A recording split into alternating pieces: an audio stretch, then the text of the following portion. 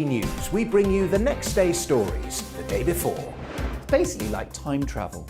If it's a big story, we'll cover it, guaranteed. But we'll also have some fun along the way. Big opinions, big laughs. Sometimes big hair.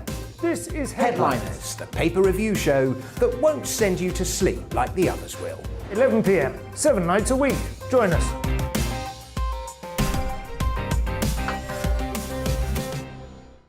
Hello there, I'm Eamon Holmes. And I'm Isabel Webster. And we hope you can join us for Breakfast with Eamon. And Isabel. You make me laugh out loud, belly laugh. Is that important first thing in the morning? Yeah, absolutely. And there's me trying to be deadly serious. News is a serious business. Yeah, I have to rein you in sometimes. Well, it doesn't stop us laughing at it. It doesn't stop us having an opinion on what's going on. Yeah. And it certainly will not stop us reflecting what you think. Weekdays from 6 to 9:30 on GB News. I'm Dan Wootton. Join me Monday to Thursday from 9 to 11 for the feistiest and most fun news debate on TV, where free speech reigns. I'll bring you a sharp take on the day's biggest stories, bombshell newsmaker interviews, and A-list guests. And I guarantee you, no spin, no bias, no censorship, and no reason to go to bed. That's Dan Wootton tonight, Monday to Thursdays from 9 on GB News.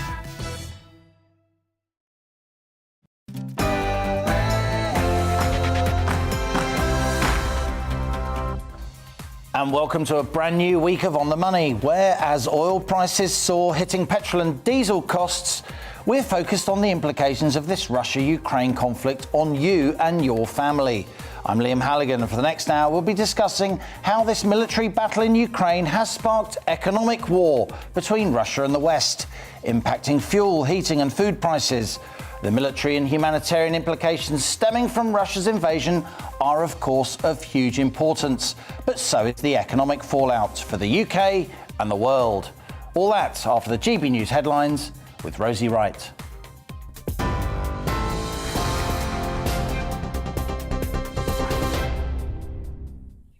Good afternoon. It is 1 o'clock. I'm Rosie Wright, here to keep you up to date on GB News. The Prime Minister says the UK wants to go as fast as possible in imposing sanctions against Russia, but stressed this must not turn into a witch hunt against every Russian in the country.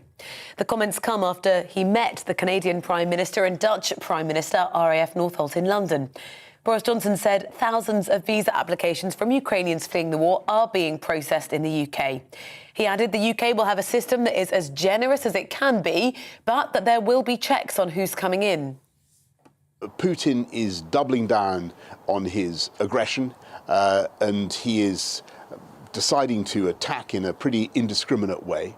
That's producing huge waves of people. We're going to have to respond to that, and we will. We've always been very generous in the way we respond to people fleeing war zones, and no country in Europe has done more to settle vulnerable people since 2015 than the UK. Ukraine's Deputy Prime Minister says humanitarian corridors designed to allow civilians to flee cities besieged by Russia are not open. Russia said the corridors would be introduced from the cities of Mariupol, Kyiv, Kharkiv and Sumy. However, most of these routes only allow refugees to head to Russia and Belarus, a move Ukraine has described as completely immoral. Previous attempts to introduce corridors have failed, with civilians coming under fire despite ceasefire agreements. Ukraine's presidential advisor says over 900 Ukrainians are without any water, light or heating. The Ukrainian president continues to call for tougher sanctions. What's needed is a boycott of Russian exports, in particular the rejection of oil and its products from Russia. It can be called an embargo or just morality, like when you refuse to give money to a terrorist. Boycott Russian imports. If they don't want to comply with civilized rules, they should not receive goods and services from civilization either. Let the war feed them. The government's economic crime bill, which partly aims to tackle Russian money in the UK, is due to be debated by MPs today. Labour says the government is giving Russian oligarchs too long to register their UK properties, saying the time limit should be moved from the current 6 months to 28 days. Well, former intelligence analyst Ewan Grant told GB News that oligarchs only need days to prove ownership for properties. I have to say, I think the Labour proposal is valid because, remember, these people don't have to look in the back cupboard for the paperwork. They've got their lawyers and accountants to do that for them. They can provide the evidence of ownership and source of funds within days if they want to. The UK has allocated a further £74 million to the Ukrainian government's budget to help with the humanitarian crisis. More than £100 million has also been raised by the UK public in aid for Ukrainians. The Disasters Emergency Committee said that's the equivalent of more than £1 million an hour since the appeal was launched. A growing number of organisations are terminating their relationships with Moscow over the invasion of Ukraine. American Express, Netflix, KPMG, PricewaterhouseCoopers, for example, have all announced that they'll no longer operate in Russia. The social media platform TikTok has blocked Russian users from posting new videos. Meanwhile, the US Secretary of State Antony Blinken says the US is committed to defend every inch of NATO's territory. The United States' commitment to Article 5, an attack on one is an attack on all. That commitment is sacrosanct. We will defend every inch of NATO territory if it comes under attack. No one should doubt our readiness. Average petrol prices have risen to record levels, £1.55 now per litre. That's according to the data firm Experian Catalyst. It's due to concerns over the reliability of supplies amid the war in Ukraine. The price of diesel is also at a record high. Experts are asking NHS England to prove that scrapping the 4-hour A&E waiting time target will actually improve patient care. Well, it's planned to be replaced by targets instead to see patients within 15 minutes of arriving for an initial assessment. The Royal College of Emergency Medicine, the Nuffield Trust and King's Fund have all expressed concern that data from pilot studies hasn't been made public. You're up to date now here on GB News. I'll bring you more as it happens. Now, let's head to Liam for On the Money.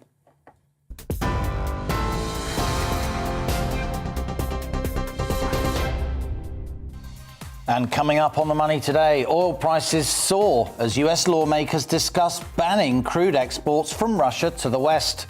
As petrol and diesel prices spiral on the forecourt, we ask how high could they go? Russia and Ukraine are also huge food exporters, of course, with Russia alone the world's largest seller of wheat. And much of that's exported via Ukrainian ports now mired in conflict. Again, we discuss the implications for you and your family. Plus, today's Money Talks is about something different, some good news amidst the gloom. Heba Bevans, the founder of Utterberry, which produces miniature sensors which monitor loads of structures and bridges now used on some of the world's biggest civil engineering projects. This working mum's just been recognised as Woman of the Year in Vodafone's Innovation Awards. She'll be here later to tell us how she built her company, with insights and advice. And as ever, I want your questions, opinions, ideas. What do you think of this Russia-Ukraine conflict? How does it impact you? Email gbviews@gbnews.uk or tweet @gbnews. Stay with us. I'll read out some of your emails later in the show. This is GB News on DAB, digital radio and television. I'm Liam Halligan, and you're on the money.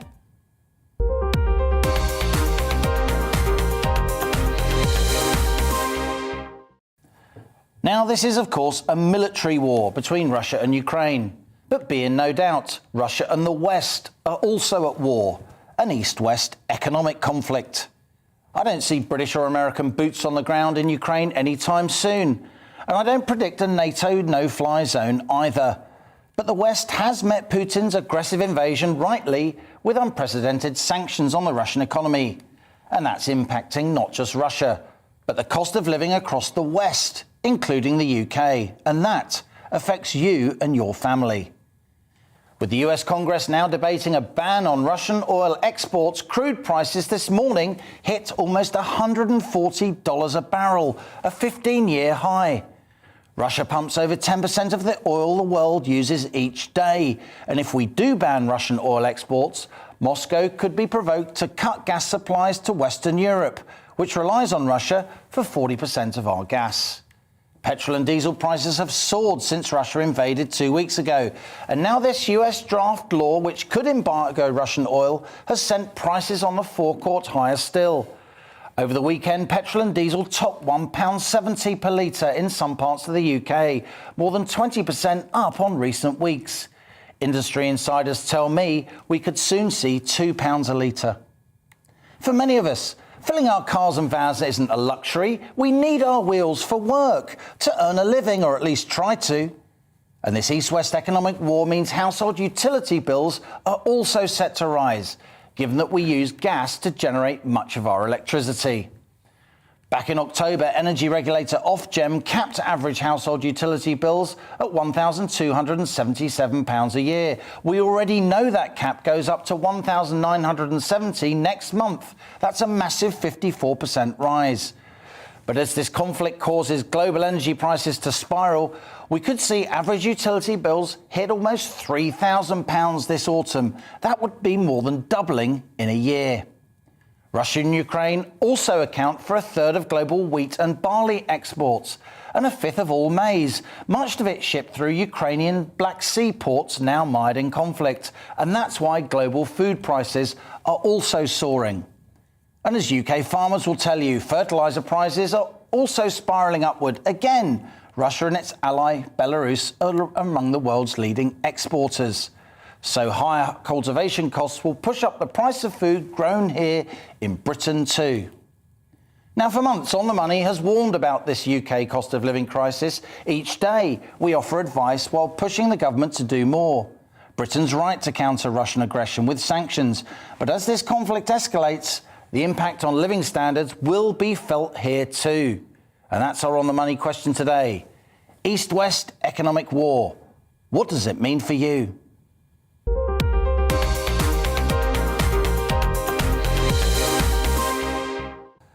I'm joined here on The Money today by Howard Cox, founder of Fair Fuel UK. Howard, great to have you with us. We also have in the studio Greg Marsh. He appeared on Money last week. He's the founder of Nous, an online service that offers households a live view of price rises and interest rates, somebody who can talk to you about your household finances. And also joining me, our regular panellist, friend of the show, CEO of Blonde Money. There she is, Helen Thomas. Great to have you with us. Howard, let's go to you first. I was doing a lot of driving around the east of England this weekend. I saw £1.70 for a litre of diesel. I saw £1.68 for a litre of petrol. And that wasn't even on those motorway service stations that we know charge much more. How high could we go, Howard? Well, and hello, good to be on your show again, Liam. We're going to see something like, and I'm reliably informed, that between 10 and 15p increase in the next week. So we're definitely going to be seeing an average of £1.70 within a fortnight. And by the end of the month, beginning of April, I can see us getting close to £2. You saw $140. It's dropped back down now, I think, to around about 128. I haven't looked at it for about half an hour. But the oil is the deciding factor. But we wrote to every single MP, and we're getting a lot of good support back from them, asking them to call on Rishi Sunak to cut fuel duty by at least 5 pence, and also to implement that body called Pump Watch, which we want an independent pump pricing regulatory body, so that we can get some transparent pricing. If we did both those things, pump prices would come down between 10 to 15 pence.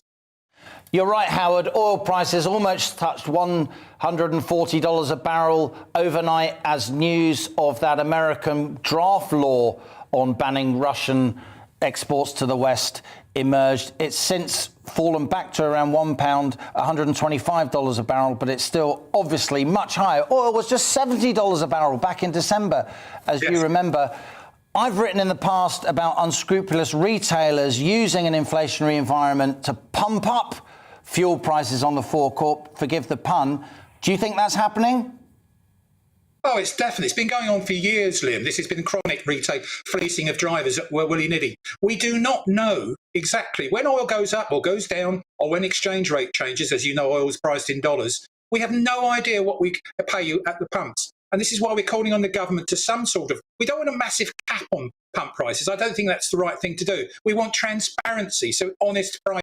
And it's not the retailers at the sharp end of the coalface. It's not their fault. It's further up the fuel supply chain. We talked about the fact that so many of the major oil companies are really wallowing in incredible dividends from the price of oil. And it's nothing to do with their skill or marketing skill or business skill. They've been fortunate because oil prices have been rocketing. Greg, let's turn to you. What can households do? We've given lots of advice over the weeks and months here on the money. We've said to people, if your household fuel bill's going up, and of course they are, check whether or not you're eligible for benefits. Talk to your provider. Maybe you can get a reprieve for 60 days until you can sort out your finances. Do you think people really understand the extent of what's going to happen in April as these fuel bills go up, as the Ofgem price cap rises? I'm worried about April, Liam. I'm actually more worried about what happens in October. Me too. And so the way the price cap works, and your viewers may know this, is that they're calculated based on what happened in the past. So the April price rises that we can now see coming, that 54% increase that you described earlier, which is about £700 for the average UK household. A year. A year, precisely. So that number is based on what's already happened to energy prices. That was wholesale prices in October, November, December, January. Whereas what's happening now in the Ukraine means that the price rises that we're expecting to see in October could be quite significantly more. Somewhere probably between £500 and as much as £1,000 more for an average UK household. Now, averages hide a multitude of sins, and a lot depends on how efficiently your home is insulated. It depends on how many bedrooms you have. It even depends on how modern your boiler is. So practical things that you could do right now. Have you really thought about whether your thermostat is set to the right temperature? Just a 1 degree reduction in the thermostat in your home will save the average household about 10%. So that's about £200 a year of savings. That's a very significant saving.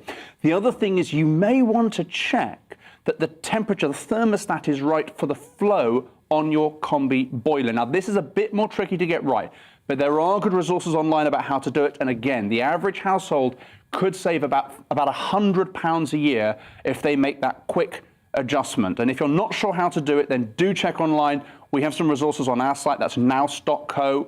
Go to the blog there. We've got some information about how to check your own combi boiler flow rate.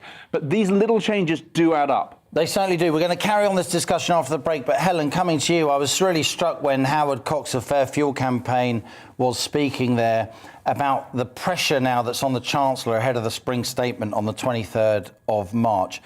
He's going to have to do something, isn't he, to help households deal with these much higher fuel bills that Greg's just been describing there, and indeed to help motorists deal with £1.70 plus on. Right, so I haven't seen you for weeks. You've been avoiding me. No, just moving house, which let me tell you, much more stressful than enough. TV, yeah. I've just realised I'm going to go and have to look at my boiler now. but things have changed, completely changed. You're right about an economic war. Now, in a war, we all are asked to make sacrifices. So that actually is the question for the government. How much are they prepared? This is going to be painful for everybody. I hate to tell everyone that. I'm actually a natural optimist. You are? But we are in, unfortunately, a very difficult period. So the government is going to have to decide how much pain is it willing for the population to bear? How much is this a just war? And all of these sorts of questions. But there is absolutely no doubt that having done what they did in the previous emergency of a pandemic, this is another emergency. Are they going to step up? And as you say, how are they going to help people? Because there's no escaping these high prices, I'm afraid. Yeah, but the country's, to coin a phrase, 420 billion quid further in the hole than it was. I mean, obviously, this is for Rishi Sunak to decide, and people like me and you will be all over his numbers on the day of that spring statement. But it strikes me, Helen, even like, the centre-right, even, the most conservative Tory backbenchers, they're going to be saying to Rishi, look, just spend, you have to spend.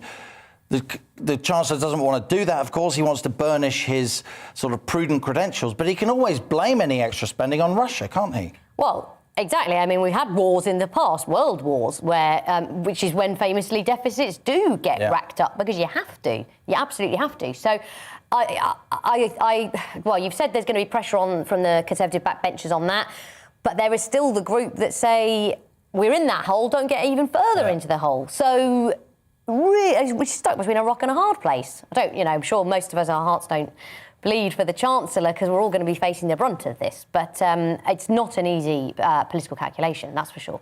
As I say, so important that we focus on the military and humanitarian conflict in Ukraine. That, of course, is front and centre. But important, too, we focus on the implications for our finances here in the UK. After all, That is the reality that the government faces, and our ability to maintain these sanctions on Russia, such as they are, will be partly impacted by the pain that voters here in the UK and the US and elsewhere feel. This is On the Money with me, Liam Halligan, on GB News, TV and DAB plus digital radio. After the break, we'll continue this discussion of how this East-West conflict impacts you and your household finances. Stay with us. You're On the Money. Hello. A cold but largely sunny start to the working week. Much of the country dry today. We will see weather fronts eventually bringing some patchy rain to parts of the west tomorrow, but they're making slow progress, these weather fronts, up against this chunky area of high pressure, bringing, by and large, the whole of the country a dry day today. We have seen one or two showers drifting over East Anglia into the East Midlands, still one or two around here through the early afternoon, but fizzling out.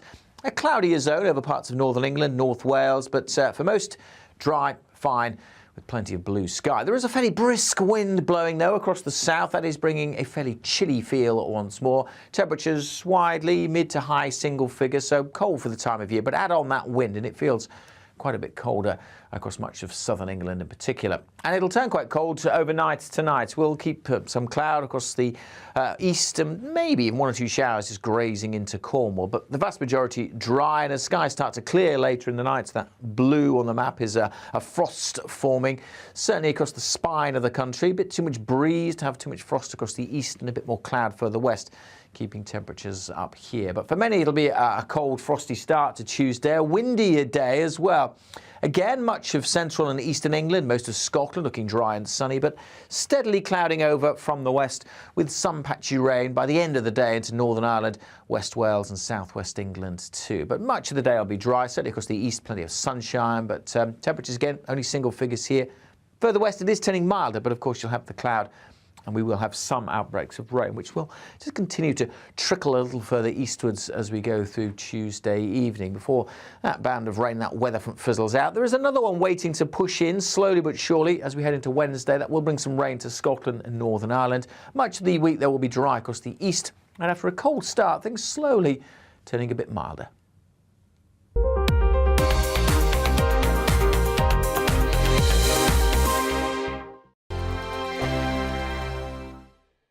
GB News is the UK's home of discussion and debate from all perspectives. To stay up to date on the latest stories, make sure that you subscribe to the GB News channel right here on YouTube. You can watch us live 24/7 across the whole world. You can also check out exclusive content and catch up on previous episodes of your favourite shows. Every day, we ask the questions that you'd ask, so why not add your voice to the conversation in the comments section? Don't forget to subscribe. We are GB News, Britain's news channel.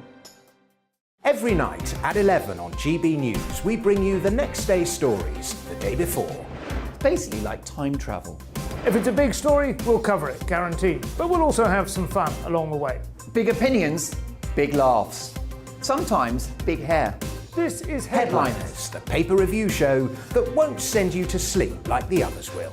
11 p.m, 7 nights a week. Join us.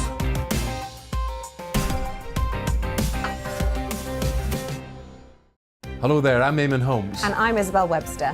And we hope you can join us for Breakfast with Eamon and Isabel. You make me laugh out loud, belly laugh. Is that important first thing in the morning? Yeah, absolutely. And there's me trying to be deadly serious. News is a serious business. Yeah, I have to rein you in sometimes. Well, it doesn't stop us laughing at it. It doesn't stop us having an opinion on what's going on. Yeah. And it certainly will not stop us reflecting what you think. Weekdays from 6 to 9:30 on GB News. I'm Dan Wootton. Join me Monday to Thursday from 9 to 11 for the feistiest and most fun news debate on TV, where free speech reigns. I'll bring you a sharp take on the day's biggest stories, bombshell newsmaker interviews, and A-list guests. And I guarantee you, no spin, no bias, no censorship, and no reason to go to bed. That's Dan Wootton tonight, Monday to Thursdays from 9 on GB News.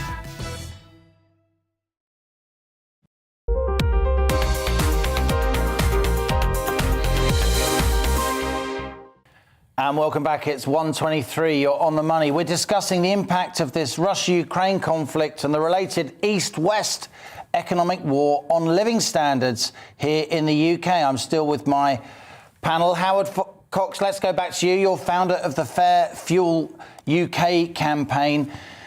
You know plenty of industry insiders in the oil and gas industry. I've been talking to quite a few as well. They're telling me £2 a litre is not impossible if oil prices stay around the $120 a barrel mark. What do you think?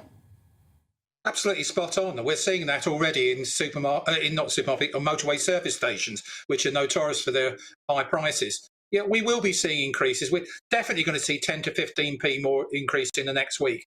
But I repeat my call on the government and through the wonderful auspices of GB News, please wake up. The cost of living crisis should be your focus. We should be helping people, small businesses, hauliers, logistics industry, everything we buy, everything we eat, everything we use is going to be dependent on the price of what we put into our tanks in all of our vehicles.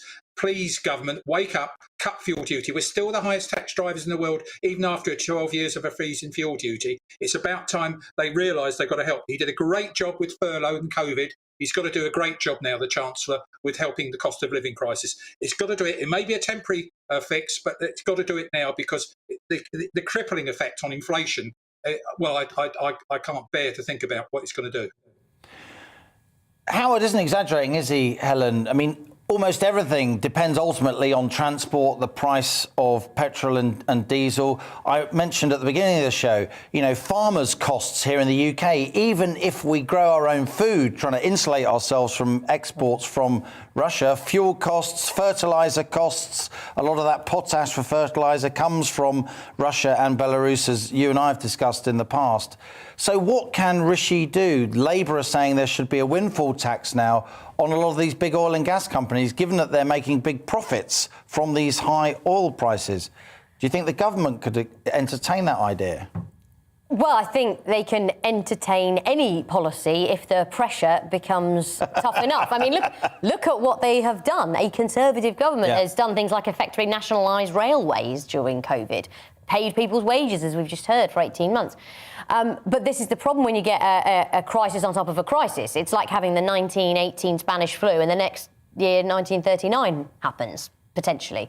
I don't want to sound too alarmist, but I think we need to emphasise the economic war. That is what has ramped up here. That is, the dominoes, unfortunately, are in motion. And for the West has decided they must bankrupt Russia, basically. Russia must go to zero. It must disappear from our Western financial system. Now, there's no way of doing that, really, without everyone suffering, and there will be blowback on the West, and this is only just a part of it.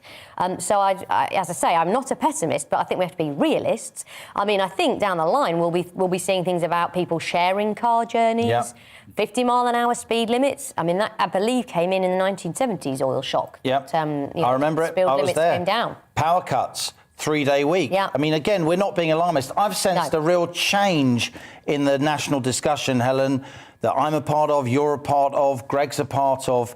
Until very recently, On the Money was banging on about the cost of living implications of this East-West conflict, and I was being pilloried on social media for doing so. Now, suddenly, that's not the case because the rubber is hitting the road, isn't it? Yeah. So, and by the way, when you talk about numbers, I think we should consider $200 oil, right? We need extreme things are happening. Financial markets can the highest ever is $147. That was back in 2008. No, I'm not saying it's going to happen. I'm not saying this, but it's not outlandish to think about it. But this is moving quickly. There are huge ramifications. There is a chain reaction to basically bankrupting a country and shutting out the system. It may all be for very good reason. I'm not here to judge it. I'm just here to tell you the economic fallout. So, let's be ready. Greg, I remember when this conflict began, when the invasion happened, I watched politicians, even cabinet ministers, say, oh, the Russian economy, it's nothing. It's like the 12th biggest in the world. Oh, the Ukrainian economy, it's nothing. It's not nothing now, is it? I think we're really beginning to understand, those of us who didn't know, the importance of those Russian commodities, that Russian oil and gas, that Ukrainian port system as a grain funnel. It's all in our history books, isn't it? All those books that we are meant to have read carefully at school and probably weren't paying enough attention to. It's a tough one, though, isn't it? Because the world has become so complex, that the interconnectedness of the global economy is so profound now, that something, the old joke about the butterfly that flaps its wings in China causes a storm on the other side of the world. Well, that's what we're seeing. And the challenge is that a lot of these supply chains and the systems behind them weren't really well understood. We saw this during COVID. We saw that, chip supply shortages meant you couldn't buy fridges. Yeah. Things that no one had expected. And so on, yeah. Things no one had expected before they happened. So one challenge, I think, for all of us is how can we get better information that's relevant to our situations? Because otherwise, it's terrifying. You read the headlines, you see all the numbers going up, you see these very big percentages, but what does it mean for you? And the other thing we have to really keep a close eye on is, because of the complexity and because there's so much noise and so much data out there, is, let's be honest, not just governments taking advantage, but companies taking advantage. There's profiteering going on here. I remember in the 70s, I was only a lad, but my dad was running a small business. I remember him saying, because it's an inflationary environment, everyone's putting their costs up, even if their costs aren't actually going up. They're putting the prices up because people that run businesses, they also have to do their shopping, don't they? And that's what happens.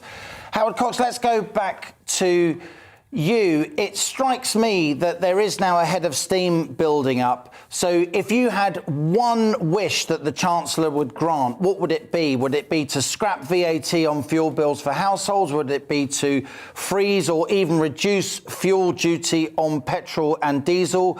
Would it be a windfall tax on the big oil and gas companies? Would it be an investigation into profiteering by some of the petrol retailers? Well, Liam, all of the above. But if you ask me to push to one thing, obviously I'm going to say cutting fuel duty. A cut in VAT, actually, in fuel, diesel and petrol wouldn't work because businesses can claim their costs back in terms of VAT. It's got to be a fuel duty cut of significance. I'm calling for 5p. Some people are calling for 10p. He has to do this. And the most important thing is also to look at those unchecked businesses further up the fuel supply chain and check what they're doing, because they are profiteering. You use those words. They are fleecing honest people. 37 million drivers every day are paying 10 to 15p more than they should do compared to a year ago. It is total profiteering. Helen, let's just pull the telescope out a bit slightly bigger picture analysis. Of course, we're focused on what all this means for households and firms. But will the US now move to pump lots more oil onto global markets, unleashing some of its huge strategic fuel reserves, the barrels of oil it famously keeps in caves, in mountains to unleash on global markets? Do you think we're going to get now OPEC, the Organisation of Petroleum Exporters, that cartel dominated by the Saudis and other Middle Eastern providers, do you think they're going to move to help the West?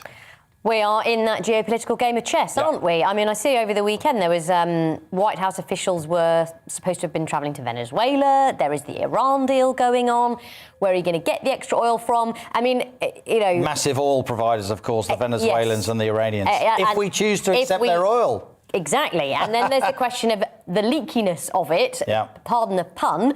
Does Russia give it to Saudi Arabia, who then gives it on to everybody else? I mean, look, we are in those history books, as in we're writing the new ones now. But what I think, of course, for optimism is that the West have decided that Russia must fail. Therefore, they are ready, I believe, to do an awful lot more. You talk about policies and what is now potentially possible is a whole new world, and that is a good thing. That is an opportunity, and we can redraw the map, so to speak, on some of these economic flows. Well, when that Berlin Wall fell in 1989, that US political scientist Francis Fukuyama says, this is the end of history. Guess what? History is back. This is On the Money with me, Liam Halligan. After the break, we'll hear from Paul Hawkins, who's speaking to refugees on the Polish border. Thanks to my panellists here, Greg Marsh of Nous, Helen Thomas of Blonde Money, and Howard Cox of the Fair Fuel UK campaign. And today's Money Talks interview, that's with Heba Bevan. She's a Yorkshire-based businesswoman whose smart sensor systems are revolutionising British infrastructure. All that after the GB News headlines with Rosie Wright.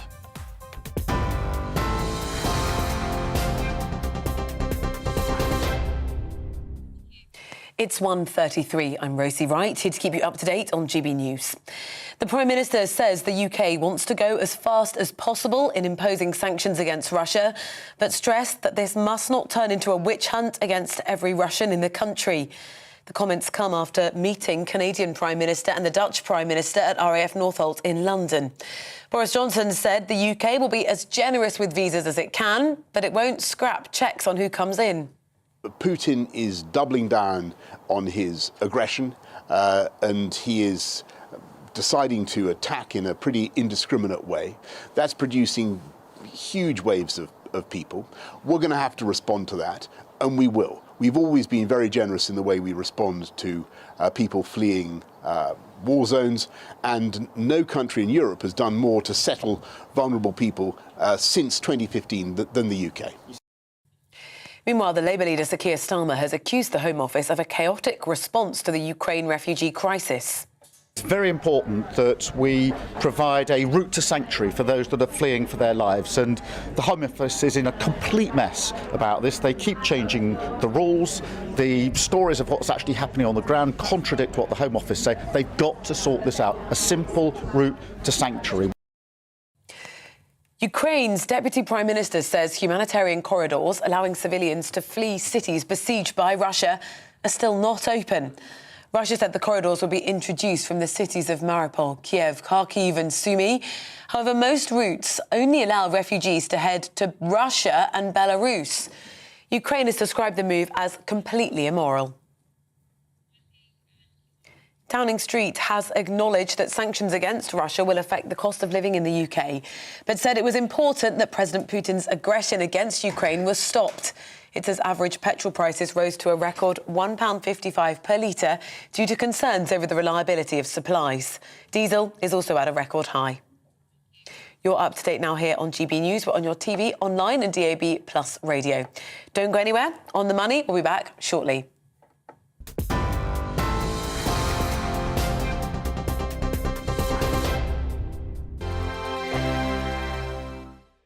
GB News is the UK's home of discussion and debate from all perspectives. To stay up to date on the latest stories, make sure that you subscribe to the GB News channel right here on YouTube. You can watch us live 24/7 across the whole world. You can also check out exclusive content and catch up on previous episodes of your favourite shows. Every day, we ask the questions that you'd ask, so why not add your voice to the conversation in the comments section? Don't forget to subscribe. We are GB News, Britain's news channel.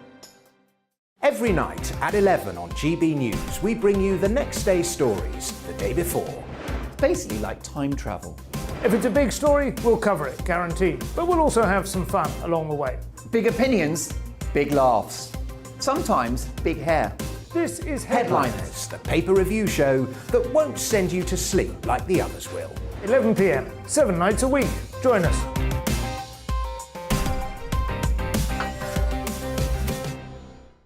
Hello there, I'm Eamon Holmes. And I'm Isabel Webster. And we hope you can join us for Breakfast with Eamon and Isabel. You make me laugh out loud, belly laugh. Is that important first thing in the morning? Yeah, absolutely. And there's me trying to be deadly serious. News is a serious business. Yeah, I have to rein you in sometimes. Well, it doesn't stop us laughing at it. It doesn't stop us having an opinion on what's going on. Yeah. And it certainly will not stop us reflecting what you think. Weekdays from 6 to 9:30 on GB News. I'm Dan Wootton. Join me Monday to Thursday from 9 to 11 for the feistiest and most fun news debate on TV, where free speech reigns. I'll bring you a sharp take on the day's biggest stories, bombshell newsmaker interviews, and A-list guests.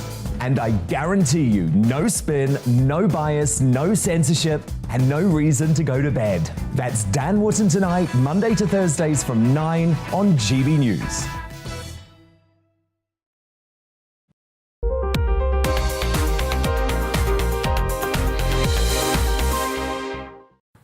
And welcome back. You're on the money with me, Liam Halligan. It's 1:37. Now, when it comes to British national pride, it seems that food really does take the biscuit. New research by Santander UK shows that nearly a third of the 20 greatest British exports chosen by the public are things we can eat. Fish and chips were voted the best British export, with roast dinners, full English breakfasts and Cadbury's chocolate also coming in as firm favourites. Iconic British brands such as Rolls-Royce, James Bond and the Beatles also took top spots on the list. Now, someone who knows the importance of UK exports is Heba Bevan. In 2013, she founded Utterbury, which creates miniature, low-power smart sensors. These revolutionary UK-made sensors are now used in a variety of major national infrastructure projects, built for Network Rail, London Underground and Thames Water. And they're exported across the world. Here to tell us more about how she built her business, it's Heba Bevan, my latest guest on Money Talks.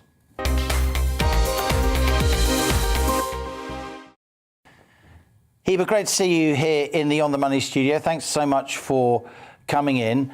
What makes you an entrepreneur? How come you started your own business? Well, thank you very much for having me. Well, I started the business spin out of Cambridge University during my PhD. And the idea came in my background. I'm a CPU engineer, so I used to work for a company which is well known in tech, ARM, and worked for them in Cambridge as well as in California and Silicon Valley. So coming back and establishing a new business, I think it's not very strange for somebody who worked with many tech businesses, startup and large ones. Now, I am a bear of little brain, as you know. What's a CPU engineer?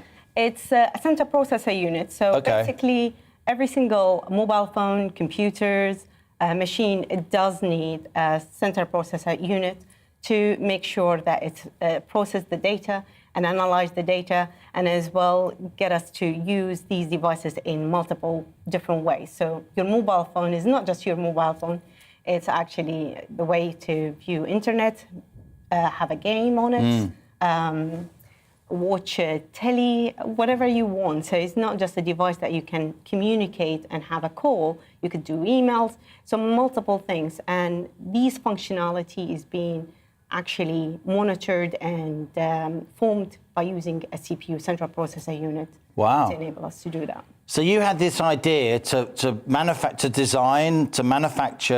sensors that are on bridges, other major infrastructure projects, telling engineers and others about the stresses on these huge structures in order to keep us all safe. So where they are made in the UK, how difficult are they to make, and what kind of size is the global market for this stuff? The size of the market is quite large. So I think back in 2020, they estimate, even 2019, they estimated the market is about 21 billion, and then 600 billion. That's not, it's not me who is actually making these figures. These are dollar global amounts, huge. Because the Internet of Things, basically, it does need us to have sensing capability to enable us to connect different things. So people looking into your fridge, your freezer, but your car, your chair,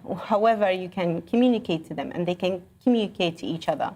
While I was doing my PhD at Cambridge, what's happened, we were working with the Crossrail very closely. And so that's the big project from right across the centre of London that's just about to open. Yes, and we monitored 8 major infrastructure and stations within London. And these sensors really, really help to speed up certain part of the project, making sure as well everything is safe. Actually, Paddington, this building, I've monitored this building. Wow, because we're very near Paddington Station here, aren't we, in the GB News studio. Now, you originally hail from the Middle East. You're a proud British citizen now. How good is Britain at this stuff? Obviously, you went to a world-class university at Cambridge, and we're delighted that you're doing your thing here in the UK, building wealth for this country. But how good is the UK at this stuff? Are we behind the States? Are we behind the continental Europeans? We always worry about this international stuff, as you know. Yeah, definitely. I was born in the UK, and the only passport I have is a British passport. So being a British, I've noticed technology actually is usually gets sold very, very at an early stage. And we give up on technology in very, I would say prematurely. So if you look into cars manufacturing in the UK, and even CPU. ARM used to be a British business, not anymore. That's the big Cambridge tech company, of course, that was sold. Well, yeah, we're very good at innovating, aren't we? So clever scientists like you build incredible ideas and develop incredible ideas, but we're not very good at getting money behind them. We invent, but we don't implement as well as other countries do. Do you think that's my impression from an economic point of view? Do you think that's fair? I think our banking system there is a huge problem with our banking system. Of course, I think certain banks trying to keep up with SMEs. I think Santander have been very, very good to us, even opening different accounts with Singapore or US dollars. It's for SMEs, this is actually, it could take months and months. Indeed. For small and medium-sized enterprises to actually, if you want to buy and sell in Singapore, obviously major logistics hub, if you want to buy and sell in the US, the world's biggest economy on most definitions, you need bank accounts there. But opening them is really, really tricky unless you've got a big bank behind you vouching for you, right? Exactly. And I think as well for supporting for bids. So we monitor the Java Tunnel in Singapore, which is one of the major infrastructure going on there. And one of the biggest problem, we had to cut down and go shorter with our contract, because one of the banks, not Santander, could not actually support that. We've been opening, we are an open British business, been functioning for a number of years, never had any problem.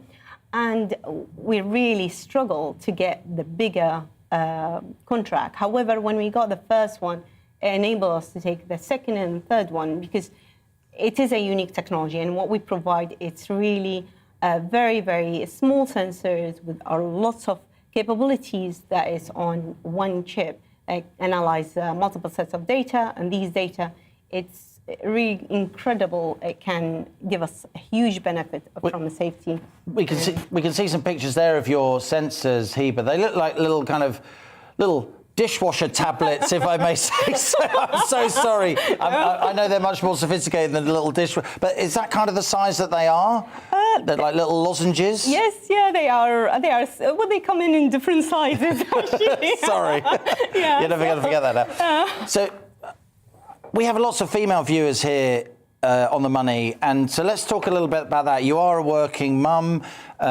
You were, I think, the only woman on your advanced degree course at Cambridge. What tips have you got for mothers who want to build businesses the way you have so successfully, and entrepreneurs in general? Because a lot of people watching will think, could I build a business? I think everybody can build a business, of course. It's not impossible, although people will tell you it's impossible. That's it. And they will put obstacles larger than you could imagine. But if you're determined to get something happening and you could see the market and the needs for it, definitely. As an engineer, we could create anything from useless to useful stuff. But I think it's very important to innovate around what's really, really useful for our environment and what people need, rather than, oh, it's good to have. Now, let's go back to this list of favourite British exports. It's almost comical. Fish and chips, roast dinners, David Attenborough, can't think who he is, cheddar cheese, William Shakespeare, the Beatles. I mean, that's all good fun, and the UK, as we know, has sort of huge cultural capital, doesn't it, around the world. But I personally think it's a bit of a shame that we don't talk more about the engineering genius, the technical genius here in the UK that really is important in building our wealth. What can we do to promote that, Heba? I think the problem, the major problem, that engineers being looked in very down, where anywhere from our neighboring European countries, it's engineering, it comes in from ingenuity, from an engine, something actually keep things going. And today, engineers touch every single part of our life. So from our cars to our operation theatres to our airplanes. And UK has been always very strong in engineering. Cars, we look at railway. This has been civilian nuclear power. We invented the stuff, right? Yes, and it's been here for years and years. But we are worried to give the granted and the push for our engineering and our engineering industrial. And I think the problem as well we are having, we look at it, it's one sector is only female, it's only male dominated and female can't actually be part of it.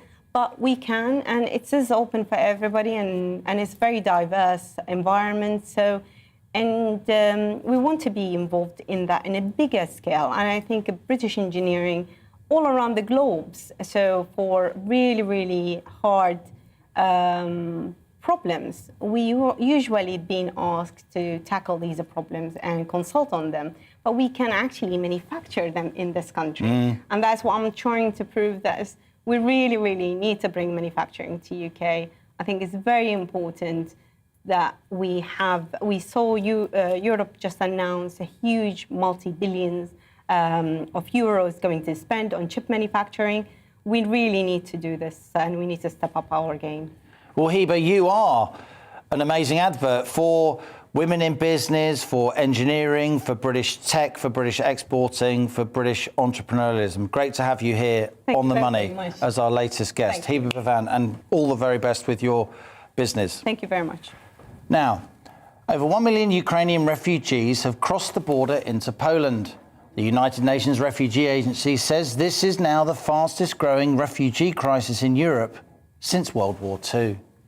GB News reporter Paul Hawkins is at the Polish border for us. Paul, I'd like to say great to see you, but obviously these are very difficult times. What can you tell us?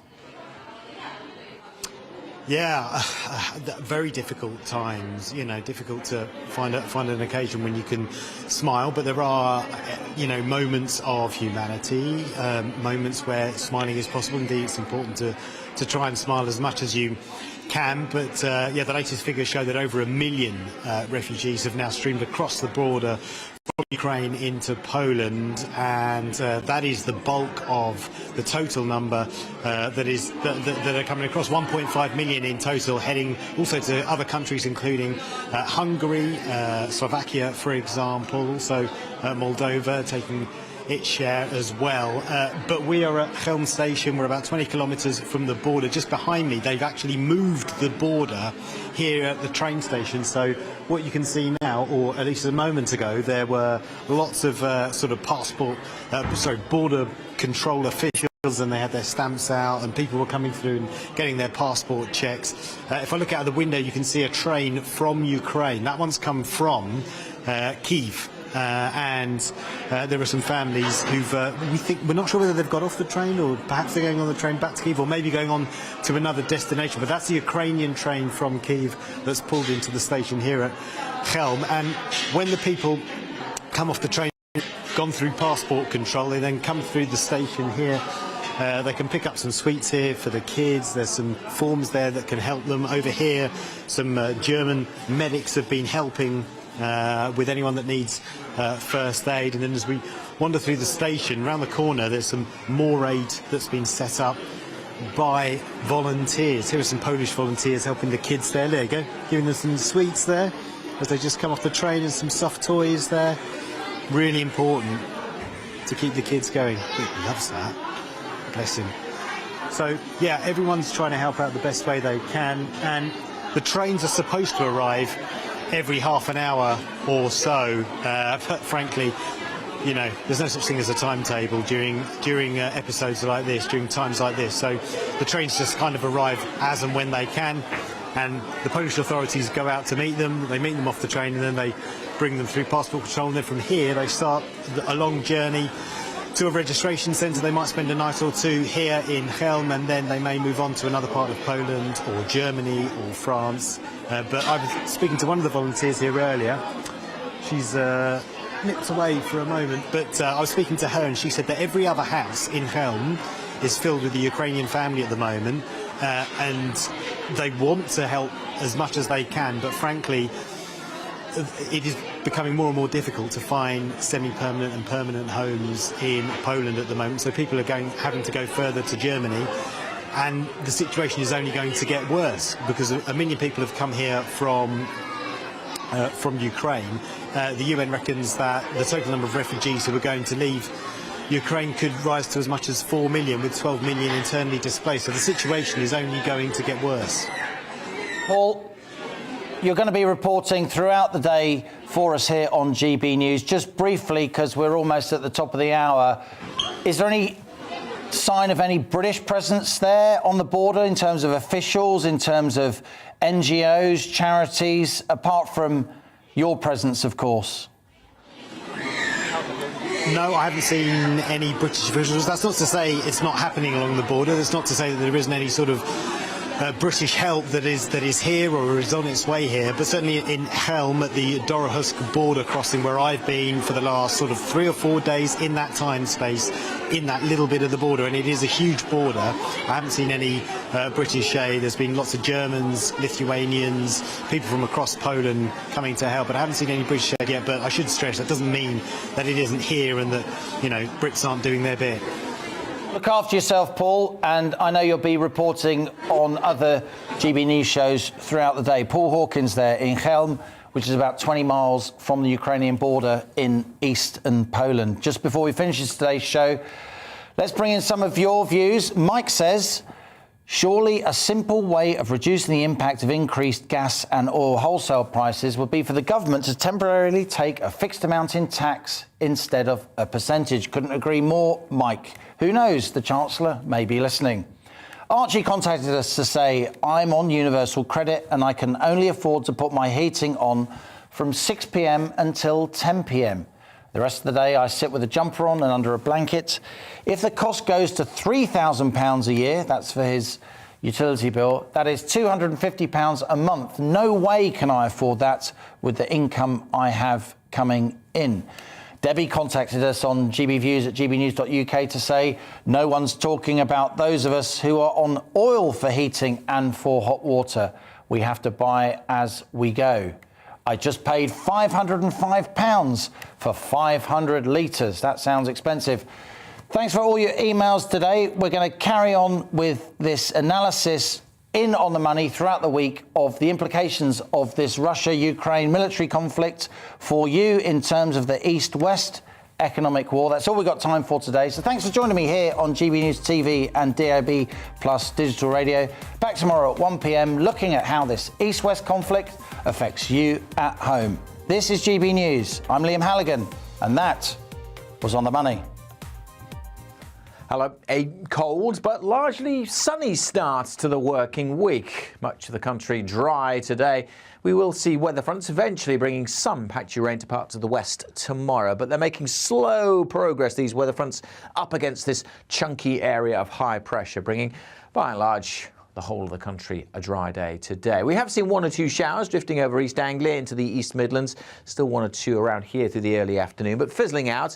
A cloudier zone over parts of northern England, North Wales, but for most, dry, fine, with plenty of blue sky. There is a fairly brisk wind blowing, though, across the south. That is bringing a fairly chilly feel once more. Temperatures widely mid to high single figures, so cold for the time of year. But add on that wind and it feels quite a bit colder across much of southern England in particular. And it'll turn quite cold overnight tonight. We'll keep some cloud across the east and maybe even 1 or 2 showers just grazing into Cornwall. But the vast majority dry, and as skies start to clear later in the night, that blue on the map is a frost forming. Certainly across the spine of the country. A bit too much breeze to have too much frost across the east and a bit more cloud further west, keeping temperatures up here. But for many, it'll be a cold, frosty start to Tuesday, a windier day as well. Again, much of central and eastern England, most of Scotland looking dry and sunny, but steadily clouding over from the west with some patchy rain by the end of the day into Northern Ireland, West Wales and southwest England too. But much of the day will be dry, certainly across the east, plenty of sunshine, but temperatures again, only single figures here. Further west, it is turning milder, but of course you'll have the cloud, and we will have some outbreaks of rain, which will just continue to trickle a little further eastwards as we go through Tuesday evening. Before that band of rain, that weather front fizzles out, there is another one waiting to push in slowly but surely as we head into Wednesday. That will bring some rain to Scotland and Northern Ireland. Much of the week there will be dry across the east, and after a cold start, things slowly turning a bit milder.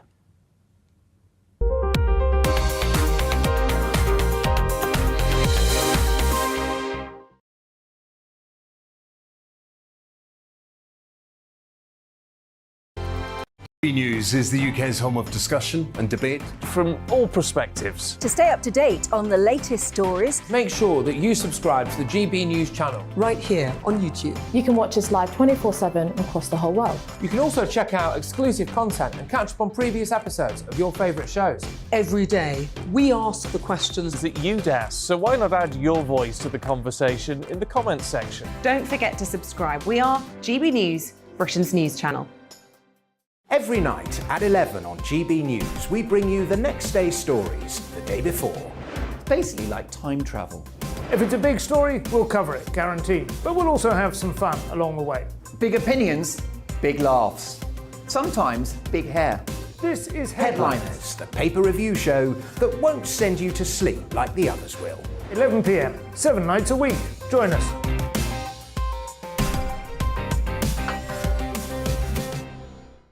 Hello there, I'm Eamon Holmes. And I'm Isabel Webster. And we hope you can join us for Breakfast with Eamon and Isabel. You make me laugh out loud, belly laugh. Is that important first thing in the morning? Yeah, absolutely. And there's me trying to be deadly serious. News is a serious business. Yeah, I have to rein you in sometimes. Well, it doesn't stop us laughing at it. It doesn't stop us having an opinion on what's going on. Yeah. And it certainly will not stop us reflecting what you think. Weekdays from 6 to 9:30 on GB News. I'm Dan Wootton. Join me Monday to Thursday from 9 to 11 for the feistiest and most fun news debate on TV, where free speech reigns. I'll bring you a sharp take on the day's biggest stories, bombshell newsmaker interviews, and A-list guests. And I guarantee you, no spin, no bias, no censorship, and no reason to go to bed. That's Dan Wootton tonight, Monday to Thursdays from 9 on GB News.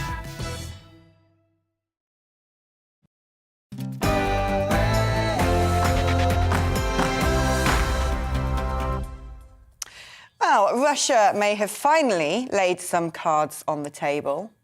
Apparently, a Kremlin spokesman has made a demand for 3 key regions to be handed on a plate to end the war: Crimea, Luhansk and Donetsk, the price that must be paid to stop bloodshed in Ukraine.